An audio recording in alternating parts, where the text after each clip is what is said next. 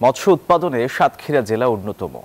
এই বছর এই জেলায় ২৩০০ কোটি টাকার মাছ উৎপাদন হয়েছে। আর এই বিষয়ে বিস্তারিত জানিয়েছেন আমাদের সহকর্মী মনিরুল ইসলাম মনি। মৎস্য উৎপাদনে বিশ্বের যে কয়টি দেশ গুরুত্বপূর্ণ ভূমিকা রাখছে তার মধ্যে বাংলাদেশ অন্যতম।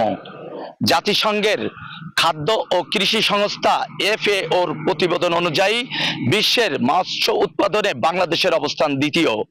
বিশেষ করে মিঠা পানির মাছ উৎপাদনে চীনকে টপকিয়ে এই অবস্থান তৈরি করেছে বাংলাদেশ। তবে ইলিশ উৎপাদনে বাংলাদেশের অবস্থান প্রথম, আর তেলাপিয়া উৎপাদনে পঞ্চম স্থানে রয়েছে বাংলাদেশ।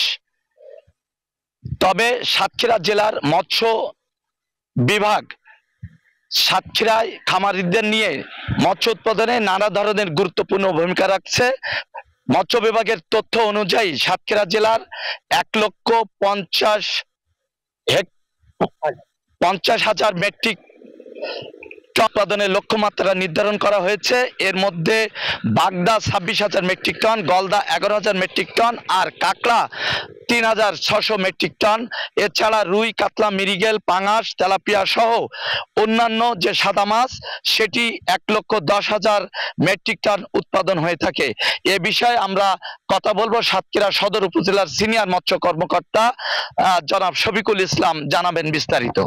ধন্যবাদ। সাতক্ষীরা জেলা উপকূলীয় জেলার মধ্যে অত্যন্ত সমৃদ্ধ একটা জেলা। এখানে চিংড়ি এবং সাদা মাছ প্রচুর পরিমাণে চাষ হয় এবং এখানে আমরা মাছের উৎপাদন এবং চিংড়ির উৎপাদন বাড়ানোর জন্য সাস্টেনেবল কোস্টাল এবং মেরিন ফিশারিজ প্রজেক্ট থেকে পরিকল্পিতভাবে চিংড়ি চাষ করানো হচ্ছে, যেখানে মাছের উৎপাদন ৩ থেকে ৪ গুণ বেড়ে গিয়েছে। এছাড়া আমরা ফার্ম মেকানাইজেশনের মাধ্যমে মাছের উৎপাদন আরো বাড়ানোর জন্য বিভিন্ন ধরনের কার্যক্রম হাতে নিয়েছি।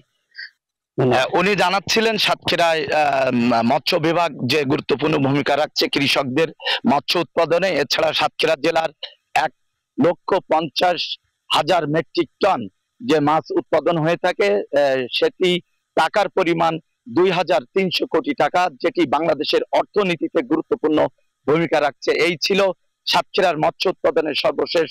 বান্ডেল থাকলে প্রতি সেনমানিতে টাকা বাঁচবে। বিকাশ সেনমানি বান্ডেল কিনে জিতুন প্রতি লেনদেনে।